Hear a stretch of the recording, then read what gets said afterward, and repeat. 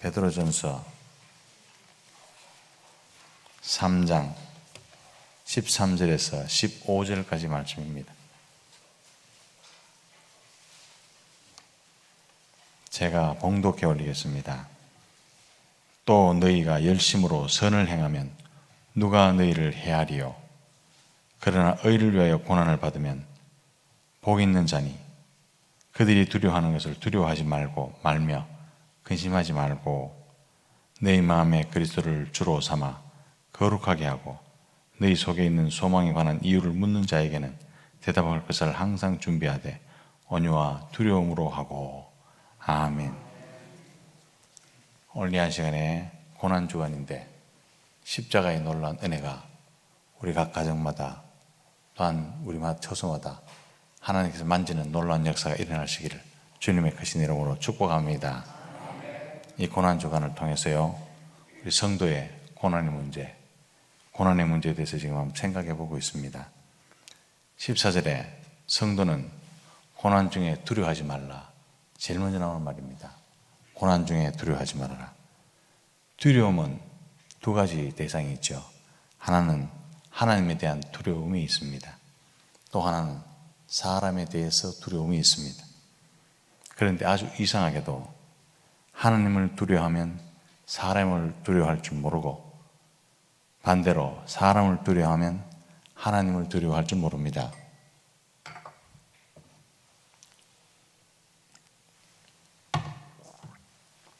하나님을 두려워할 줄 모르는 사람, 사람을 두려워하기 때문에 그렇고, 사람을 두려워하는 사람, 하나님을 두려워할 줄 모르는 그런 아주 아이러니한 일이 생기죠.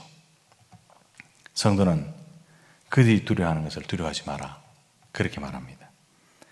두려운 상황을 면하기 위해서 죄악과 타협하고 죄 짓는 일을 하지 마라, 이 말입니다. 두려운 상황, 어떤 상황인지 아시겠죠? 인간적으로 막 두렵거나 인간적으로 좀 이렇게 떨리고 겁나는 일, 그런 일로 위협하는 그런 일을 말합니다. 그런 일을 면하기 위해서 삶을 쉽게 타협하거나 죄를 짓는 일 절대로 하지 마라. 베드로는요, 사람이 두려워서 하나님을 저버리는 일이 종종 일어나기 때문에 이렇게 부탁하고 있는 겁니다. 사랑하는 성도 여러분, 두려워할 대상이 인간이 아니라 몸과 영혼을 능히 멸하시는 하나님이신 줄 명심하시기 바랍니다. 항상 불꽃 같은 눈으로 우리를 지키시는 하나님, 우리를 지키시는 하나님, 우리를 살피신 하나님, 그 하나님 의식하면서 하시기를 주님의 크신 이름으로 축복합니다. 14절에 두려운 사람을 피하기 위해서 죄를 짓기보다는 의를 위해서 고난을 받으라, 그렇게 말합니다. 의를 위한 고난에 반드시 복이 있습니다. 의를 위해서 복을 받으라, 의를 위해서 고난을 받으라, 그러면 그 사람에게 복이 있으리라, 그렇게 말하지 않습니까? 최종 심판자이신 하나님을 바라보면서 그렇게 사는 자 결코 그냥 두시지 않습니다. 반드시 그냥 두시지 않습니다. 하나님께서 반드시 갚으시고 복을 내려주실 줄로 믿습니다. 그때나 지금이나 성도들뿐만 아니라 모든 인간이 두려워할 분은 오직 하나님 한 분밖에 없습니다. 14절에 하반절을 보면 성도는 고난 중에 근심하지도 말라라고 하십니다. 이 근심하다라고 하는 것은요, 흔들리다, 또한 방해를 받다, 이런 말입니다. 두려움의 대상을 잘못 정하면 마음이 흔들리고 생활이 흔들리고 또 믿음이 흔들리고 다 흔들리게 되어 있습니다. 하나님을 바라보지 않을 때, 그리고 사람을 바라볼 때 뿌리부터 흔들리는 우리의 신앙생활, 우리의 가정생활, 우리 다 경험해 보셨으리라 생각합니다. 하나님 두려워하면 새 삶은 흔들려도 우리의 뿌리는 가만히 있습니다. 그런데 사람을 두려워하면, 사람 바라보면 우리의 모든 것이 흔들리기 시작한다라는 사실 잊지 마시기를 주님의 이름으로 축복합니다. 요한복음 14장 1절 말씀에 너희는 마음에 근심하지 말라. 하나님을 믿으니 또 나를 믿으라. 너희는 마음에 근심하지 말라. 하나님을 믿으니 또 나를 믿으라. 그런 말씀이 있죠. 이것은 십자가를 앞에 두신 예수님의 말씀입니다.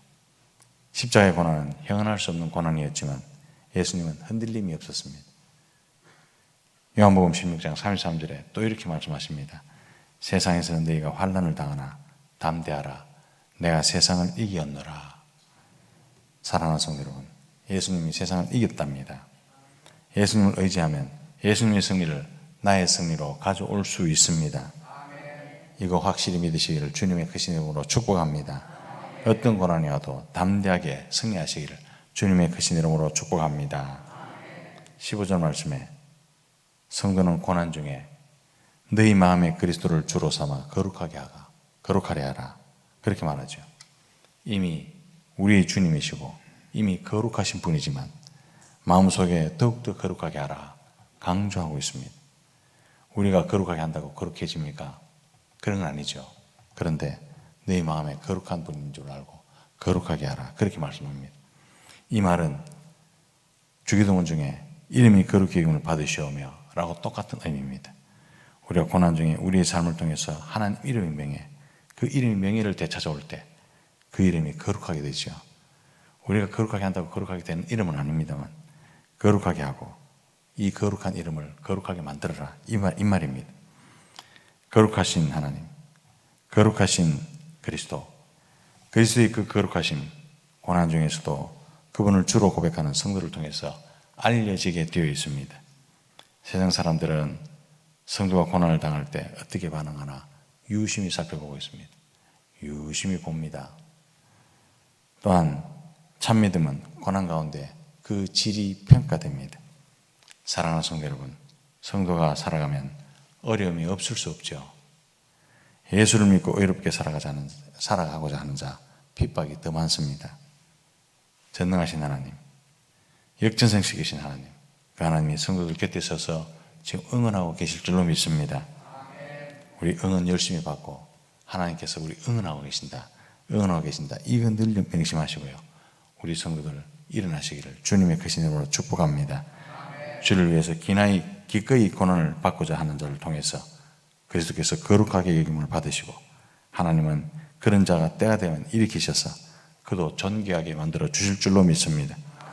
전능하신 하나님, 더불어 흔들림 없는 믿음으로 또한 어떤 고난도 승리하시는 저와 여러분들 다 되시기를 주님의 크신 이름으로 축복합니다.